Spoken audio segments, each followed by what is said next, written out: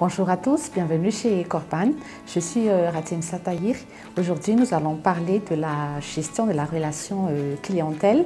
Alors, comment est-ce qu'on va développer notre relation clientèle? Il y a 3 points très importants à retenir. Donc, il faut essayer toujours de faciliter notre relation avec les clients au travers des canaux de communication qui sont mis en place. La deuxième chose qu'il faut faire, c'est qu'il faut toujours mieux satisfaire les clients. Il faut toujours proposer des solutions. Et le troisième point très important, c'est qu'il faut toujours mesurer le niveau de fidélité des clients.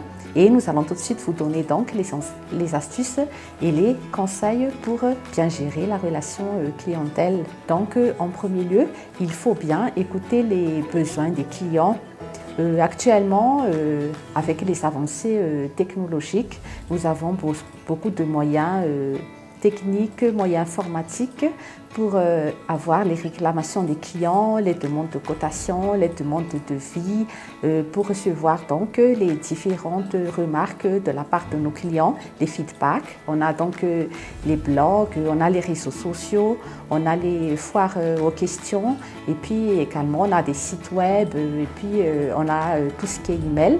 Et donc, le plus important dans la capacité d'écouter les clients, c'est de pouvoir agir en temps réel par rapport à leurs demandes et puis de demander vite, de donner vite des réponses, de donner vite des cotations si c'est nécessaire. On va passer au point suivant. Il est très important de pouvoir construire une stratégie de client. Donc, en se basant sur les canaux de communication, donc il faut aussi bien connaître les besoins des clients. Il se pourrait que le client utilise juste un produit ou un service, mais qu'il faut essayer de développer le client, essayer de proposer un autre service, une autre gamme de produits pour le client par exemple. Donc, il faut bien étudier quels sont aussi les facteurs d'achat, comment est-ce que le client nous contacte, plutôt par email, plutôt par téléphone. Donc, il faut essayer d'unifier, de standardiser donc, les informations et d'avoir un système qui centralise donc, toutes les données des clients, donc que ce soit nouveaux clients, que ce soit clients existants. Et maintenant, on va parler de la fidélité des clients. Il faut toujours mesurer le niveau de satisfaction des clients. Et quand le client est satisfait, il faut voir si est-ce que ces clients, est-ce que ces sociétés, est-ce que ces particuliers, est-ce qu'ils font des recommandations par rapport à d'autres sociétés, par rapport à leurs contacts. Et il y a des sociétés qui organisent, par exemple, des séances de réseautage, des événements pour bien réseauter avec d'autres sociétés, avec des clients, avec des publics cibles. Et puis on peut organiser aussi des systèmes de parrainage, des systèmes de partenariat pour avoir de nouveaux contacts et puis pour influencer nos présences, nos marques sur différentes cibles. Et maintenant donc, on va parler du marketing émotionnel. On va parler de la stratégie de client avec des émotions, des publicités.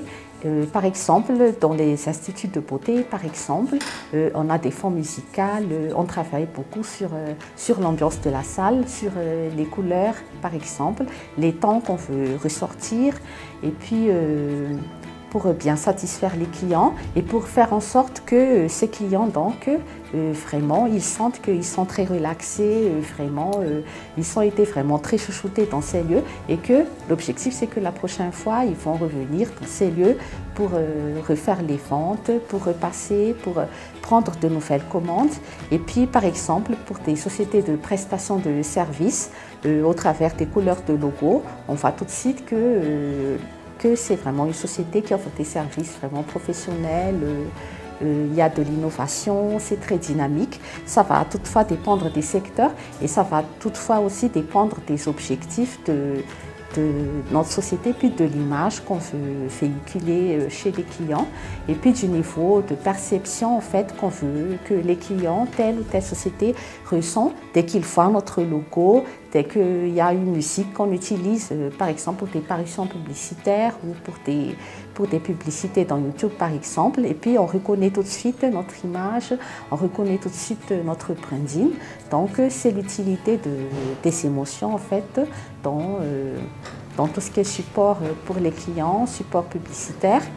Et maintenant, on va parler de la manière pour réussir la stratégie clientèle.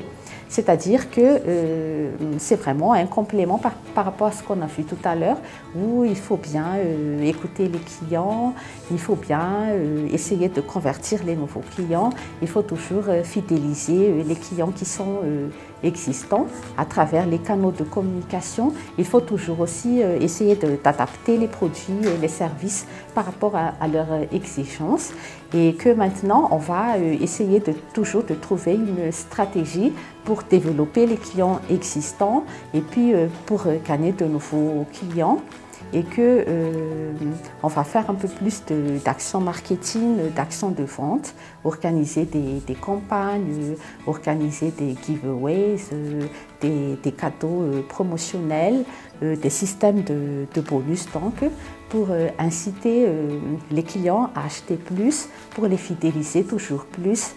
Et donc, dans toutes les parties-là, on a vu que c'est toujours basé sur tout ce qui est client, tout ce qui est analyse. Et puis, c'est très important en fait d'impliquer tout le personnel. Donc, on n'est pas forcément dans le service vente, dans le service marketing, mais vraiment dans tout le département. Il faut avoir des boîtes à idées, il faut toujours penser à recueillir des nouvelles suggestions, il faut toujours impliquer tous les départements par rapport aux produits, aux services qu'on va mettre en place, même si on n'est pas dans le département vente. Voilà, donc on a pu vous partager quelques points très importants concernant la stratégie clientèle. Nous vous remercions donc de votre attention. Et puis chez Corban, donc n'hésitez pas si vous avez des besoins de recrutement, des besoins de formation en vente, marketing, coaching, ou bien des besoins dans des call centers ou pour des fiches clients par exemple.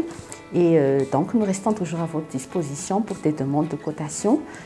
Voilà donc, et bon suite de programme. Merci bien à vous. Au revoir.